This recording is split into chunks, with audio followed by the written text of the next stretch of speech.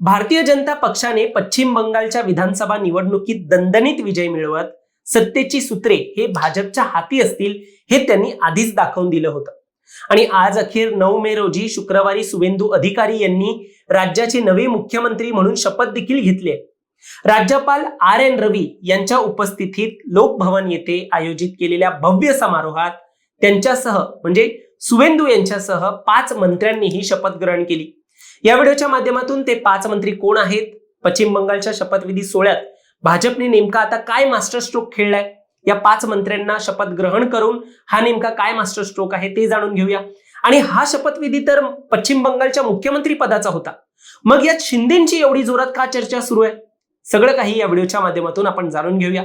दरम्यान तुम्ही चॅनलवर नवीन आलाय तर लगेच सबस्क्राइब करा प्राईम टाइम महाराष्ट्राला, कारण असे राजकीय घडामोडी आणि घडामोडींमागील राजकारण आम्ही नेहमी तुमच्यासाठी घेऊन येत असतो। माझं नाव ओंकार साळवी आणि या विषयाला आपण सुरुवातीपासून सुरू करूया। तर मंडळी, या निवडणुकीत भाजपने 293 पैकी 207 जागा जिंकून स्पष्ट बहुमत मिळवलेलं आहे, तर ममता बॅनर्जी यांच्या तृणमूल काँग्रेस पक्षाला केवळ 80 जागांवर समाधान मानावं लागले। स्वातंत्र्योत्तर काळात प्रथमच भाजपने पश्चिम बंगालमध्ये सरकार स्थापन केलं असून शुवेंदू अधिकारी हे राज्याचे 9वे मुख्यमंत्री बनलेत। महत्वाचं म्हणजे शपथग्रहण समारोहाला भव्य स्वरूप प्राप्त झालं होतं। भाजपची ज्या ज्या राज्यात सत्ता आहे त्या सर्व सत्ताधारी पक्षांना, मग ते मित्र पक्ष जरी असतील, त्यांना देखील या सोहळ्यात बोलावलं होतं। पंतप्रधान नरेंद्र मोदी, केंद्रीय गृहमंत्री अमित शहा, विविध केंद्रीय मंत्री आणि सुमारे 20 राज्यांतील मुख्यमंत्र्यांनी यात उपस्थिती दर्शवली। पण मंडळी, या सगळ्यात आपल्या महाराष्ट्र राज्याचे उपमुख्यमंत्री एकनाथ शिंदे यांचीच चर्चा जोरात सुरू होती। झालं असं, पंतप्रधान मोदी स्टेजवर आले होते। शपथविधी सोहळ्यापूर्वी मोदींनी स्टेजवरील उपस्थितांची भेट घेण्यास सुरुवात केली। मोदी हे स्टेजवरील प्रत्येकापाशी थांबून त्यांना अभिवादन करत पुढे जात होते। ते योगी आदित्यनाथ यांना भेटले, पुढे जाऊन ते आपल्या राज्याचे मुख्यमंत्री देवेंद्र फडणवीस यांच्याशी देखील त्यांनी भेटगाठ केली।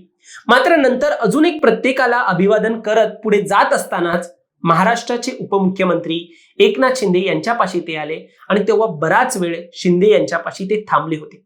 मोदींनी त्यांच्याशी गप्पा मारल्या, त्यांचा हात हातात घेतला आणि शिंदे यांच्यासोबत हास्यविनोद करत नंतर ते पुढे गेले होते। जाता जाता शिंदेना त्यांनी कौतुकाची थाप देखील दिली। पुढे या एका घटनेमुळे दोघांच्या केमिस्ट्रीची राजकीय वर्तुळात चर्चा रंगली।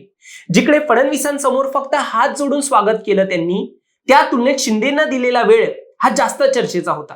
या एका घटनेमुळे महाराष्ट्रात नेमका काय संदेश पोहोचू शकतो हे आपल्या सर्वांना माहिती आहे। आता दुसऱ्या विषयाकडे वळूया। तो विषय म्हणजे बंगालच्या नव्या सरकारमध्ये महत्वाची जबाबदारी सांभाळणारे ते नवे 5 मंत्री कोण आहेत आणि यांना संधी देऊन भाजपने नेमका काय मास्टर स्ट्रोक खेळलेला आहे। अधिकारी यांच्यासोबत 5 मंत्र्यांचा एक शपथविधी झाला। त्यातील पहिलं नाव म्हणजे दिलीप घोष। घोष यांच्याबद्दल सांगायचं झालं तर ते भाजपचे ज्येष्ठ नेते आणि माजी प्रदेशाध्यक्ष आहेत। ते मेदिनापूरचे माजी खासदार असून राष्ट्रीय स्वयंसेवक संघाशी त्यांचा दीर्घकाळ संबंध राहिलेला आहे। पश्चिम बंगालमध्ये भाजपचा विस्तार करण्यात त्यांनी मोलाची भूमिका बजावली आहे। सध्या ते खरगपूर मतदारसंघातून विजयी झाले असून त्यांना मंत्रिपदाची शपथ देण्यात आलेली आहे। पुढील नाव आहे अग्निमित्रा पॉल यांचं। पॉल या भाजप महिला मोर्चाच्या माजी अध्यक्ष आणि प्रदेश उपाध्यक्ष आहेत। कोलकात्यातील प्रसिद्ध फॅशन डिझायनर म्हणून त्यांनी आपली ओळख निर्माण केली। यावेळी त्यांनी आसनसोल दक्षिण मतदारसंघातून विजय मिळवलेला आहे। तिसरं नाव आहे अशोक कीर्तनिया यांचं। कीर्तनिया हे भाजप नेते, बंगालहून उत्तर SC मतदारसंघातून आमदार झालेत। व्यावसायिक पार्श्वभूमी असलेले हे नेते 2021 पासून विधानसभेत सक्रिय आहेत आणि उत्तर 24 परगणा भागात पक्षासाठी ते काम करतात। चौथं नाव आहे निशिथ प्रामाणिक यांचं। निशिथ हे कुचबिहारचे तरुण नेते आहेत। ते माजी केंद्रीय व राज्यमंत्री राहिलेले आहेत। माथाभांगा या SC मतदारसंघातून विजयी झालेल्या या नेत्याने 2019 मध्ये TMC सोडून भाजपमध्ये प्रवेश केला होता। उत्तर बंगालमध्ये ते पक्षाचे प्रमुख चेहरा मानले जातात। पुढे 5वं आणि शेवटचं नाव आहे खुदीराम टुडू यांचं। खुदीराम हे राणीबंद ST मतदारसंघातून विजयी झालेत। आदिवासी समाजाचे प्रतिनिधित्व करणारे हे नेते पूर्वी शिक्षक होते। बांकुरा भागात भाजपचे प्रमुख चेहरा असलेल्या टुडू यांचं जनजाती विकासावर विशेष भर आहे।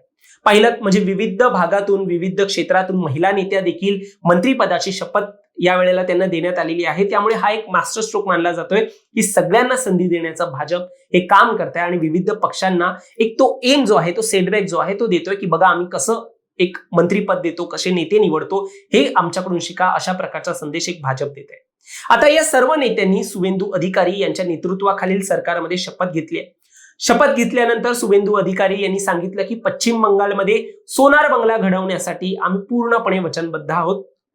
विकास, सुरक्षा, रोजगार निर्मिती आणि भ्रष्टाचार मुक्त प्रशासन हे आमचे मुख्य उद्दिष्ट असून ममता बॅनर्जी यांच्या सरकारच्या काळातील हिंसा, भ्रष्टाचार आणि आर्थिक मंदीवर त्यांनी तीव्र टीका केलेली आहे. आता तुम्हाला या सगळ्यावर काय वाटतं?